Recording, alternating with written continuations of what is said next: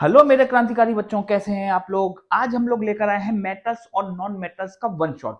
सारी चीजें इस वीडियो में होने वाली हैं। इस वीडियो में आप लोगों के लिए पीवाईक्यूज हैं, शॉर्ट नोट्स हैं, एमसीक्यूज हैं, ट्रिक्स हैं। तो शुरू करते हैं पहली ट्रिक से, जो कि रिएक्टिविटी सीरीज के लिए है। नाम है इस ट्रिक के लिए हम लोग करेंगे यूज पीएससी माजिन तेल लाया है कार में। ये है हमारे पास रिएक्टिविटी सीरीज। पोटेशियम होता है सबसे ज्यादा reactive, sodium, calcium, magnesium, aluminium, zinc, iron, nickel, tin, lead, hydrogen, copper, mercury, silver, gold और प्लेटिनम। ये तीन एलिमेंट्स हैं लीस्ट रिएक्टिव एलिमेंट, जो कि किसी भी दूसरे कंपाउंड से रिएक्ट नहीं होते, किसी भी एसिड से रिएक्ट नहीं होते। ये तीन एलिमेंट्स। तो याद रखने की चीज यहां यह है कि जो शुरू के एलिमेंट्स होंगे वो ज्यादा रिएक्टिव रहते हैं, जो बीच में हैं वो मीडियम रिएक्टिव हैं, और जो लास्ट में आते हैं वो लीस्ट रिएक्टिव हैं। एक एग्जांपल हम लोग देखते हैं कि अगर MgSO4 है और Zn है, क्योंकि Mg पहले आ रहा है और Zn बाद में आ रहा है, इस वजह से इसका आंसर नो रिएक्शन होगा, क्योंकि ये इसको डिस्प्लेस नहीं कर सकता। तो डिस्प्लेसमेंट रिएक्शन में हम लोगों ने ये पढ़ा था। इसी तरह से अगर हम यहां ये देखेंगे तो रिएक्शन KCl हो सकता है, क्योंकि K ज्यादा रिएक्टिव होता है Zn से। आगे बढ़ते हैं और देखते हैं कि हमारे पास जो पीरियोडिक टेबल होती है, ये हमें बताती है कि ये जो एस ब्लॉक एलिमेंट हैं, ये सारे के सारे एलिमेंट्स होते हैं मेटल्स। इसी तरह से ये भी ज्यादातर मेटल्स ही हैं, सिर्फ यहां नॉन मेटल्स आते हैं। तो अगर पूछा जाएगा कि नॉन मेटल्स कहां लाई करते हैं, तो हम बता देंगे पीरियोडिक टेबल की राइट हैंड साइड पे लाई करते हैं। एफ ब्लॉक एलिमेंट्स में भी ज्यादातर मेटल्स होते हैं, लेकिन ये रेडियो एक्टिव होते हैं। आगे बढ़ते हैं और शुरू करते हैं अपना चैप्टर अकॉर्डिंग टू एनसीईआरटी। तो सबसे पहली प्रॉपर्टी होती है मेटल्स की, कि मेटल्स होते हैं हमारे पास मेलेबल। मेलेबल कहते हैं जिनसे थिन शीट बनाई जा सकती है। याद रखिएगा, वो प्रॉपर्टी जिसकी वजह से पतली चादर में चेंज किया जा सकता है मेटल को। जो चांदी का वर्क होता है, जो कि बर्फी पे लगाया जाता है, वो एक्चुअली में चांदी ही होती है। हम लोग की बॉडी सोना और चांदी खा सकती है कुछ अमाउंट में। दूसरी प्रॉपर्टी होते हैं हमारे पास डक्टाइल। डक्टाइल कहते हैं वो प्रॉपर्टी जिसकी वजह से किसी भी मेटल से वायर बनाया जा सकता है। तीसरी होती है सोनरस प्रॉपर्टी। सोनरस प्रॉपर्टी कहते हैं उस प्रॉपर्टी को जिसकी वजह से जब इनको आपस में स्ट्रक किया जाता है तो रिंगिंग साउंड प्रोड्यूस होती है। आवाज टन इस तरह से गूंजती हुई आवाज आएगी। ये कंडक्ट कर सकते हैं इलेक्ट्रिसिटी। यहां मैंने कुछ और पॉइंट्स भी लिखे हैं, जैसे कि सिल्वर बेस्ट कंडक्टर होता है, ये हार्ड होता है। अगर हमसे पूछा जाए कि हार्डेस्ट सब्सटेंस कौन सा होगा, तो हम डायमंड बताते हैं, जबकि डायमंड एक मेटल नहीं है। तो यहां हमारे पास है कि सबसे हार्ड मेटल की बात करी जाए तो क्रोमियम होता है हार्डेस्ट मेटल। इनकी हाई डेंसिटी होती है, सबसे ज्यादा डेंसिटी मेटल में ऑस्मियम की होती है। याद रखिएगा, ये इलेक्ट्रोपॉजिटिव होते हैं। इलेक्ट्रोपॉजिटिव का मतलब होता है इनके पास क्षमता होती है इलेक्ट्रॉन देने की। They give H2। ये H2 गैस निकालते हैं जब ये एसिड से रिएक्ट होते हैं। मान लीजिए मैंने कोई भी एक मेटल लिया है और इसको एसिड से रिएक्ट किया, तो हमारे पास सॉल्ट आएगा और H2 गैस बाहर निकलती है। इस रिएक्शन को हम लोग को काफी बार पूछा जाता है हम लोग के एग्जाम्स में। इनका मेल्टिंग पॉइंट ज्यादा होता है। Gallium, caesium, rubidium and mercury are liquid. बड़ी इंपॉर्टेंट चीज है, ज्यादातर बच्चे समझते हैं कि लिक्विड सिर्फ मरकरी रहता है, रूम टेम्परेचर पे रहता है। अगर हम बिलो रूम टेम्परेचर की बात करें तो हमारे पास, सॉरी, अबव अगर रूम टेम्परेचर की बात करें तो गैलियम और सीजियम भी हमारे पास आ सकते हैं। और हमारे पास एक और आंसर रहेगा रुबिडियम। टंगस्टन का सबसे ज्यादा मेल्टिंग पॉइंट होता है, जिसकी वैल्यू होती है हमारे पास, ये हमें याद रखना पड़ेगा। जब हम केमिकल प्रॉपर्टीज की बात करते हैं तो सबसे पहले मेटल को रिएक्ट करते हैं एसिड से। जब मेटल रिएक्ट होते हैं एसिड से तो सॉल्ट आता है और H2 गैस इवॉल्व होती है। ये हम देख सकते हैं एग्जांपल में। कुछ ऐसे एसिड्स होते हैं जो कि मेटल से रिएक्ट करके H2 गैस नहीं देते, उनमें से एक एग्जांपल है नाइट्रिक एसिड। हम लोगों के एग्जाम में, CBSE के एग्जाम में आ चुका है ये, कि नाइट्रिक एसिड क्यों नहीं देता है H2। तो nitric acid is not use because it is very good oxidizing agent. ये ऑक्सीडाइजिंग एजेंट होता है, इस वजह से नहीं यूज करते। H2 नहीं देता किसी भी मेटल के साथ, सिवाय इन दो मेटल्स के। कौन कौन से हैं वो? मैग्नीज है और मैग्नीशियम है। मैग्नीज का एटॉमिक नंबर 25 होता है और ये एक डी ब्लॉक एलिमेंट है। तो मैग्नीज को जब नाइट्रिक एसिड से रिएक्ट किया जाता है तो हमारे पास H2 आता है। दुनिया की सबसे ज्यादा एसिडिक चीज है फ्लोरो एंटीमोनिक एसिड, आप लोग इसको याद रखिएगा। नेक्स्ट आता है हमारे पास के मेटल्स जो होते हैं हमारे पास वो इलेक्ट्रोपॉजिटिव इन नेचर रहते हैं, मतलब इनके पास क्षमता होती है इलेक्ट्रॉन्स देने की। मेटल को जब ऑक्सीजन से रिएक्ट किया जाता है तो मेटेलिक ऑक्साइड आता है, और ये मेटेलिक ऑक्साइड बेसिक रहता है, बड़ी ही इंपॉर्टेंट चीज है। जितने भी हमारे पास मेटेलिक ऑक्साइड्स होते हैं वो बेसिक होते हैं, सिवाय Al2O3 के। हम लोग अभी देखेंगे कुछ ऐसे मेटेलिक ऑक्साइड्स होते हैं जो कि एसिडिक और बेसिक दोनों कैरेक्टर्स शो करते हैं, उनको हम बोलते हैं एम्फोटेरिक ऑक्साइड्स। फिर से एक ऐसा सवाल जो कि हम लोगों के एग्जाम्स में आ चुका है, यूपी बोर्ड में भी आ चुका है और सीबीएसई में भी आ चुका है, एम्फोटेरिक ऑक्साइड्स किसे कहते हैं? तो less reactive metals do not react with oxygen easily.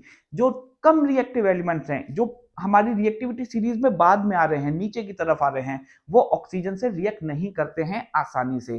जिसमें गोल्ड तो करता ही नहीं है, सिल्वर कर सकता है। ऑर्डर ऑफ बेसिसिटी बड़ी इंपॉर्टेंट चीज है। जितना बड़ा साइज हो जाता है किसी भी एलिमेंट का जिसके साथ हाइड्रोक्साइड आ रहा है, उतनी ही ज्यादा बेसिसिटी हो जाती है, क्योंकि आसानी से वो OH को निकाल सकता है।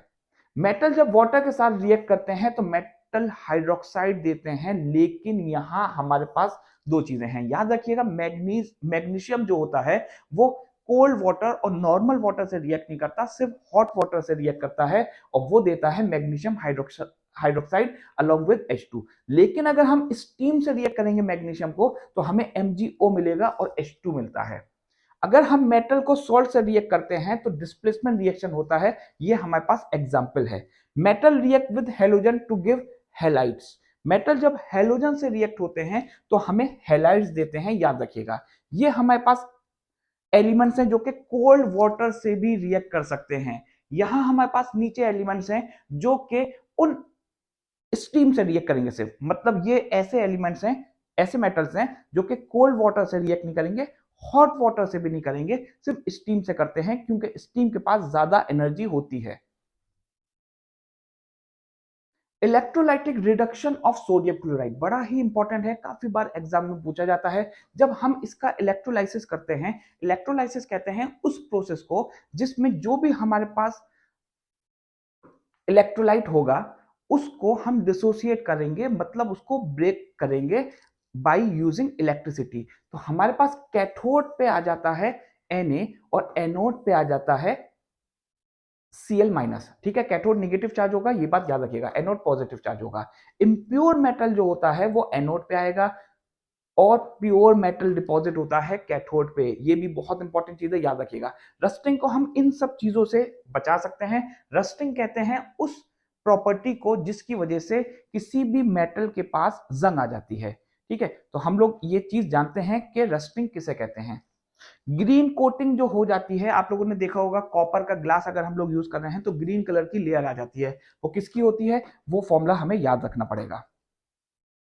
नॉन मेटल्स की बात करें तो हमारे पास सबसे पहली प्रॉपर्टी होती है कि ये नॉन सोनरस हैं। इनको जब आपस में स्टक किया जाता है तो रिंगिंग साउंड प्रोड्यूस नहीं होती है। ये नॉन डक्टाइल हैं, ये गैस होते हैं। ब्रोमीन एक लिक्विड है, इसके अलावा ज्यादातर गैस होते हैं। ठीक है, ऐसा नहीं है, सॉलिड भी होते हैं। मैंने लिखा होगा कि ये सब सॉलिड है, देखिए कार्बन, फास्फोरस, सल्फर, सेलिनियम, ये सब नॉन मेटल्स हैं और सॉलिड होते हैं। तो ये चीज आप लोग याद रखिएगा। ये रफ होते हैं, सिवाय आयोडीन के। क्वेश्चन फिर से हमारे एग्जाम में आ चुका है कि कौन सा ऐसा नॉन मेटल होता है जो कि शाइनी रहता है, तो आंसर हो जाएगा हमारे पास आयोडीन। ये ब्रिटल होते हैं। ब्रिटल कहते हैं उस प्रॉपर्टी को जिसकी वजह से किसी भी चीज को हम जब मोड़ेंगे तो मुड़ेगी नहीं, डायरेक्ट टूट जाएगी। जैसे कि बिस्किट हम लोग यूज करते हैं अगर, तो बिल्कुल अगर नया पैकेट हमने तोड़ा, उसको लेकर आए हैं, तो जब तोड़ते हैं तो वो पूरा टूट जाता है कटक से। ठीक है, तो वो जो प्रॉपर्टी होगी उसको ब्रिटल बोलते हैं। ब्रिटल का उल्टा हो जाता है टेंसाइल। तो जो मेटल्स होते हैं वो टेंसाइल इन नेचर होते हैं। नॉन सोनरस हम लोग कर चुके हैं। Poor conductor of heat and electricity होते हैं, ये सब आप लोग याद रखिएगा। ये एलोट्रॉपी शो करते हैं। एलोट्रॉपी वो फॉर्म होती है जिसमें कोई भी एक मेटल अलग अलग शक्लों में पाया जाता है, मतलब उसकी केमिकल कंपोजिशन तो सेम रहती है लेकिन उसकी शक्ल अलग हो जाती है, फिजिकल प्रॉपर्टीज अलग हो जाती है। तो allotropy is the property of an element due to which the chemical properties are same but physical appearance is different. For example, मान लीजिए कि मेरे पास ये x है, तो इस x को मैं केमिकली तो ये इसके अंदर सारी केमिकल प्रॉपर्टीज तो सेम है लेकिन देखने में ये अलग अलग है, तो इसको बोल दिया जाएगा कि ये एक एलोट्रॉप है। तो कार्बन के एलोट्रॉप हम लोग जानते हैं ग्रेफाइट होता है। ग्रेफाइट बिल्कुल अलग चीज है, ठीक। डायमंड बिल्कुल अलग चीज है लेकिन इनकी केमिकल कंपोजिशन सेम रहती है, देखने में ये बिल्कुल अलग होते हैं, तो इनको बोलते हैं allotrope. Chemical properties of non metals. जब केमिकल प्रॉपर्टीज की बात करी जाए तो पहला आता है नॉन मेटेलिक ऑक्साइड। ये हमने पढ़ा कि नॉन मेटेलिक ऑक्साइड जो होते हैं वो एसिडिक इन नेचर होते हैं। यहां आप लोग याद रखिएगा, ये फॉर्मूले कुछ याद रखिएगा, बड़े इंपॉर्टेंट है। जब ये हेलोजन से रिएक्ट करते हैं, हेलोजन कहते हैं 17 ग्रुप एलिमेंट्स को, ज्यादातर यहां हम क्लोरीन लिख देते हैं। 17 ग्रुप एलिमेंट्स को हेलोजेंस बोलते हैं और इनको याद करने की ट्रिक होती है फैजान चौधरी भी इंडिया आया। फैजान चौधरी भी इंडिया आया। फ्लोरीन, क्लोरीन, ब्रोमीन, आयोडीन, एस्टाटाइन, ठीक है। तो ये हमारे पास हेलोजेंस होते हैं। यहां हमने क्लोरीन से रिएक्ट किया, तो नॉन मेटल जब क्लोरीन से रिएक्ट होते हैं तो हैलाइड्स देते हैं, ठीक है। इसी तरह से हाइड्रोजन से रिएक्ट होते हैं तो हाइड्राइड्स देते हैं। F2 एक सबसे बेहतरीन ऑक्सीडाइजिंग एजेंट होता है।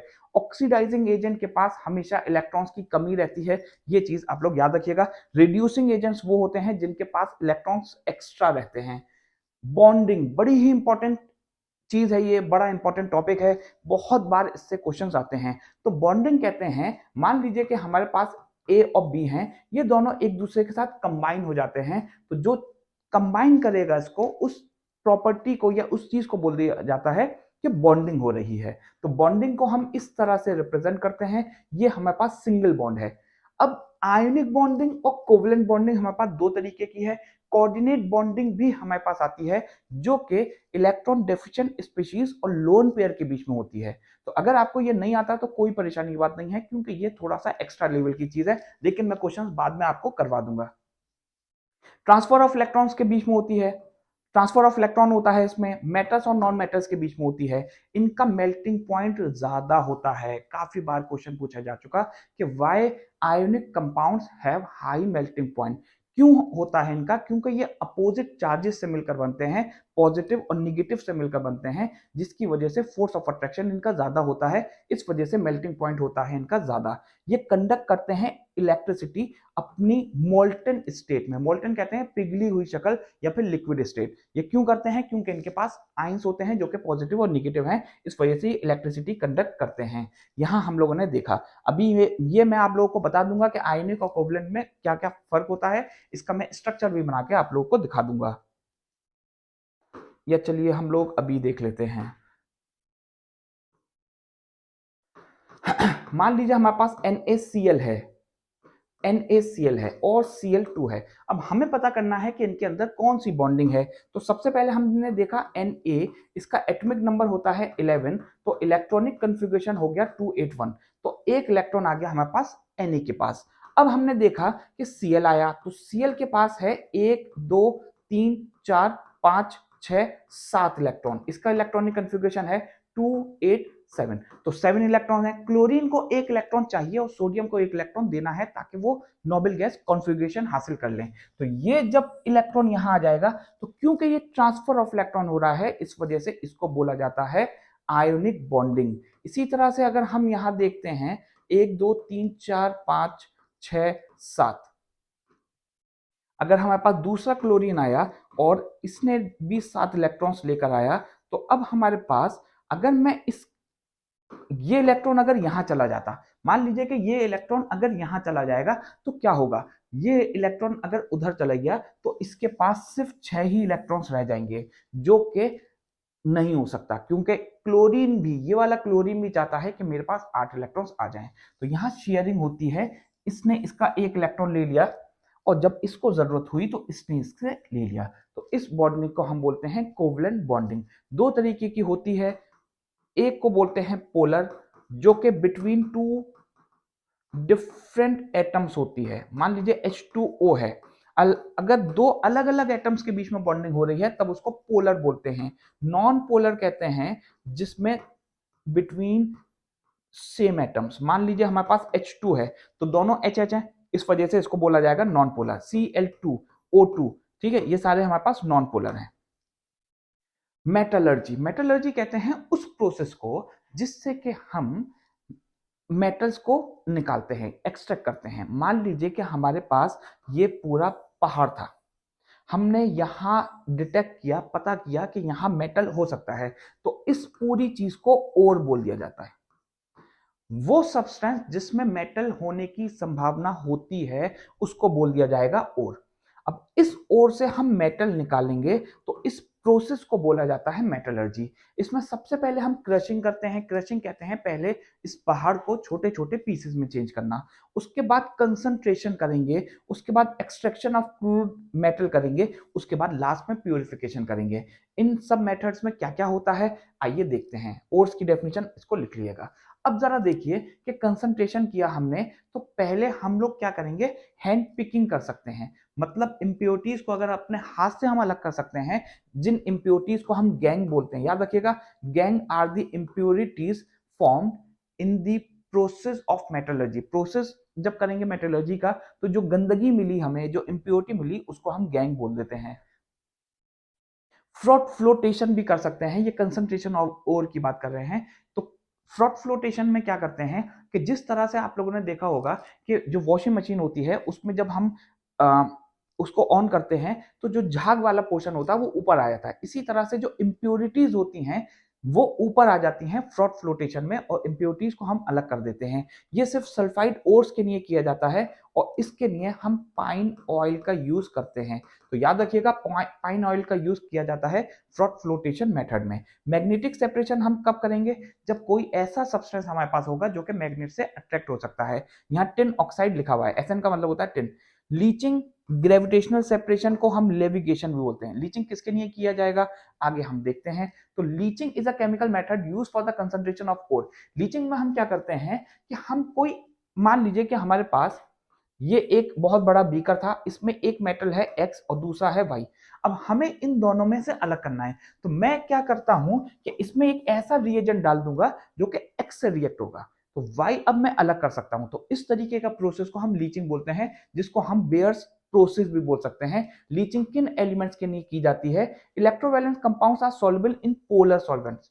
जो इलेक्ट्रोवैलेंट कंपाउंड्स होते हैं जो कि पॉजिटिव और निगेटिव से मिलकर बने थे, जिनको हम आयोनिक बॉन्ड भी, आयोनिक कंपाउंड्स बोलते हैं, वो सॉल्युबल होते हैं पोलर में। पोलर का मैंने अभी बताया था आपको, जिसमें दो अलग अलग एटम्स होंगे, O और H।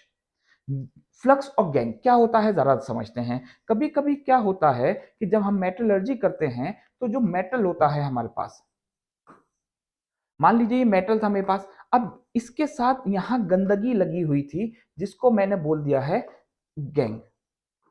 अब गैंग लगा हुआ था लेकिन ये अलग नहीं हो पा रहा था, तो मैंने क्या किया, इसके अंदर एक केमिकल डाल दिया, इसके अंदर एक केमिकल डाल दिया। इस केमिकल को बोला जाता है फ्लक्स। ये केमिकल जाकर इस गैंग से मिल जाता है, और जब ये फ्लक्स और गैंग मिल जाता है तो ये एक ऐसा सब्सटेंस बन जाता है जिसको आसानी से रिमूव किया जा सकता है, और इसी को हम स्लग बोलते हैं। ठीक है, तो याद रखिएगा, एसिडिक फ्लक्स अगर होता है तो हम बेसिक एसिडिक फ्लक्स का यूज हम करते हैं जब हमारे पास बेसिक ओर होगा। अगर ये ओर बेसिक है तो हम एसिडिक फ्लक्स डालेंगे इसके अंदर, और एसिडिक फ्लक्स का एग्जांपल हो जाता है SiO2। ठीक है, SiO2 याद रखिएगा। तो एसिडिक फ्लक्स, अगर हमारे पास एसिडिक ओर हुआ तो हमें बेसिक फ्लक्स डालना पड़ेगा। एग्जाम्पल उसका हो सकता है Fe2O3। ठीक है, इलेक्ट्रोवैलेंट कंपाउंड्स को हम आयोनिक कंपाउंड्स बोल सकते हैं। Ionic compounds are soluble in water and have, ठीक है। स्टील, अच्छा, स्टील को हम पहले बहुत गर्म करेंगे और सडनली उसको अगर हम ठंडा करते हैं तब इस प्रोसेस को हम एनीलिंग बोलते हैं, याद रखिएगा। ऑटो रिडक्शन हम किसके लिए यूज करते हैं, हम Hg के लिए और कॉपर के लिए कर सकते हैं, मरकरी और कॉपर के लिए कर सकते हैं। स्मेल्टिंग कहते हैं उस प्रोसेस को जिसमें हम किसी भी चीज को अपने मेल्टिंग पॉइंट से ज्यादा पे हीट करते हैं और एक रिड्यूसिंग एजेंट उसमें यूज करते हैं। ये हम लोगों ने एक टेबल बनाई है, काफी बार ये एग्जाम में आ जाती है, कैल्सिनेशन और रोस्टिंग। अब जरा समझिए कि हमारे पास जब हम मेटलर्जी प्रोसेस करते हैं तो हम ये देखते हैं कि वो जो मेटल है वो हाईली रिएक्टिव है, मीडियम है या लो है। अगर वो हाईली रिएक्टिव होता है तो सिर्फ इलेक्ट्रोलाइसिस करके हमें प्योरिफिकेशन करना होता है। लेकिन अगर वो मीडियम रिएक्टिव है तो हमें ये देखना होता है कि उसके पास कार्बोनेट और है, मान लीजिए Fe है, तो FeCO3 है, इसका मतलब वो कार्बोनेट और है। अगर ये Fe के साथ S लगा होता, इसका मतलब वो सल्फाइड और है। तो अगर सल्फाइड और होता है तो मुझे रोस्टिंग करनी होती है, अगर वो कार्बोनेट और होता है तो मुझे कैल्सिनेशन करना होता है। जब कैल्सिनेशन कर देते हैं तो हमें उसका ऑक्साइड की शक्ल में मिल जाता है, उसको हम कन्वर्ट करके फिर प्योरिफिकेशन करते हैं। तो याद रखिएगा, कन्वर्जन टू ऑक्साइड बहुत जगह लिखा रहता है। इसका मतलब क्या हुआ कि ऑक्साइड अगर आ जाएगा तो ऑक्सीजन बहुत आसानी से निकल सकती है। इस वजह से सारे ओर्स को पहले हम ऑक्साइड की शक्ल में ले आते हैं ताकि ऑक्सीजन बहुत आसानी से निकल सकती है और हम उसको निकाल दें। अगर लो रिएक्टिविटी होगी तो हमें सल्फाइड ओर होता है, ज्यादातर लो रिएक्टिव एलिमेंट्स के साथ सल्फाइड ओर होता है, जैसे कि HgS है, ठीक है, PbS, तो लो रिएक्टिव एलिमेंट्स के साथ ये होता है। कैल्सिनेशन कहते हैं हीटिंग ऑफ कार्बोनेट, और कार्बोनेट का भी मैंने बताया, in the absence of oxygen. Absence of oxygen होगा, टेम्परेचर ज्यादा होगा। रोस्टिंग के लिए टेम्परेचर थोड़ा कम रहता है, प्रेजेंस होता है ऑक्सीजन का, ये एग्जांपल है। डिस्टिलेशन हम किस किस के लिए यूज कर सकते हैं, ये बात आप लोग को याद रखनी पड़ेगी। रिफाइनिंग लिक्वेशन किसके लिए, डिस्टिलेशन वोलेटाइल लिक्विड्स के लिए करते हैं। वोलेटाइल लिक्विड्स ये मेटल्स उनको बोलते हैं जो कि उड़ सकते हैं। जब मेटल को हीट किया जाएगा, लिक्विड की शक्ल में आएंगे तो उड़ सकते हैं, अगर तो उनको बोल दिया जाएगा। अगर लिक्वेशन की बात करी जाए तो लिक्वेशन बेस्ड है फ्यूजिबिलिटी ऑफ मेटल एंड इम्प्योरिटी। ठीक है, किस किस के लिए कर सकते हैं याद रखिएगा, यहाँ Bi का मतलब होता है बिस्मथ। ठीक है, इलेक्ट्रोलाइटिक रिफाइनिंग में इम्प्योर, ये मैंने बता दिया था किस किस के लिए करते हैं, यहाँ याद रखिएगा। जोन रिफाइनिंग मेथड में क्या होता है, ये इस फिनोमेना पे बेस्ड है कि जो इम्प्योरिटीज होती हैं वो ज्यादा सॉल्युबल होती हैं। तो इस किसके लिए करते हैं, सिलिकॉन और जर्मेनियम के लिए करते हैं, मतलब सेमीकंडक्टर्स के लिए हम जोन रिफाइनिंग करते हैं। इसको मॉन्ट प्रोसेस भी बोला जाएगा, आगे लिखा होगा मॉन्ट प्रोसेस, अगर नहीं लिखा हो तो आप लोग लिख लिएगा Mond process. Poling is use for the purification for which contain their own impurities. मान लीजिए कि CuO है, तो अगर इसके साथ कोई ऐसी इम्प्योरिटी, अपनी ही इम्प्योरिटी लगी हुई है, ये मेटल है, इसमें अपनी ही इम्प्योरिटी है, तब उसके लिए हम पोलिंग का यूज करते हैं। ठीक है, ये चीजें आप लोग याद रखिएगा। एसिडिक ऑक्साइड का एग्जांपल है न्यूट्रल के, बेसिक के, एम्फोटेरिक के। Amphoteric oxides are those oxides which have acidic and basic behaviour both. Examples याद रखिएगा, बड़े इंपॉर्टेंट है। अलॉय किसे कहते हैं, वो होमोजीनियस मिक्सचर होते हैं, या तो दो मेटल्स होंगे या एक मेटल एक नॉन मेटल होगा। इसके एग्जांपल्स मैंने बहुत सारे लिख दिए हैं, सारे उसी में से आते हैं। अलॉय और ओर्स याद रखिएगा, एल्यूमिनियम के ओर्स कौन कौन से होते हैं, कैल्शियम के, आयरन के, मरकरी के, ये सब चीजें आप लोग याद रखिएगा। ठीक है, यहाँ आपको अलॉय दिए हुए हैं और किन एलिमेंट से ये मिलकर बनते हैं, किन मेटल से मिलकर बनते हैं, वो भी लिखा हुआ है। अब आता है हमारे पास PYQ। ये वो टॉपिक्स हैं जहां से ज्यादातर क्वेश्चन पूछे गए हैं CBSE में, सारे इंपॉर्टेंट टॉपिक्स हैं। थर्माइट रिएक्शन कहते हैं उस रिएक्शन को जो कि रेलवे ट्रैक्स में यूज किया जाता है, जिसमें एल्यूमिनियम डाल दिया जाता है। एल्यूमिनियम के बाद उसको हीट किया जाता है और हीट करने के बाद हमारे पास एल्यूमिनियम ऑक्साइड और आयरन मिलता है। थर्माइट रिएक्शन याद रखिएगा। कुछ और टॉपिक्स हैं, कुछ और क्वेश्चन हैं जो कि हमारे पास PYQs में हैं। सोडियम को हमेशा केरोसिन ऑयल में रखा जाता है क्योंकि वो बहुत ज्यादा रिएक्टिव होता है, जैसे ही ऑक्सीजन के कांटेक्ट में आएगा तो वो रिएक्ट कर जाता है। आयनिक कंपाउंड्स का मेल्टिंग पॉइंट क्यों ज्यादा होता है, गोल्ड और सिल्वर से ज्वेलरी क्यों बनाई जाती है, क्योंकि वो लेस रिएक्टिव है। सबसे पहली स्लाइड में मैंने बता दिया आप लोगों को। Show the formation of calcium oxide. Calcium oxide का फॉर्मेशन हमें बताना है, तो पहले ये करेंगे, फिर ऑक्सीजन के पास एक, 1 2 3 4 5 6, ये 2 इलेक्ट्रॉन्स यहां जाएंगे, ट्रांसफर ऑफ इलेक्ट्रॉन बताना है, इस तरह से करना है। ये बैलेंस करनी थी इक्वेशन, इंपॉर्टेंट है, याद रखिएगा। तो ये है, सारी चीजें आप लोगों को पढ़नी है अच्छी तरह से। अगर कोई भी प्रॉब्लम आए इस चैप्टर में या किसी दूसरे चैप्टर में तो आप लोग कमेंट में बता दिएगा, तो मैं जरूर उस पर भी वीडियो बनाने की कोशिश करूंगा। इसमें मैंने कोशिश करी है कि सारे टॉपिक आप लोगों को करवा दूं, तो और हुए भी हैं। बहुत क्वेश्चंस भी हैं, बहुत डेफिनेशंस हैं, एक्स्ट्रा नॉलेज भी है। थैंक यू बच्चों।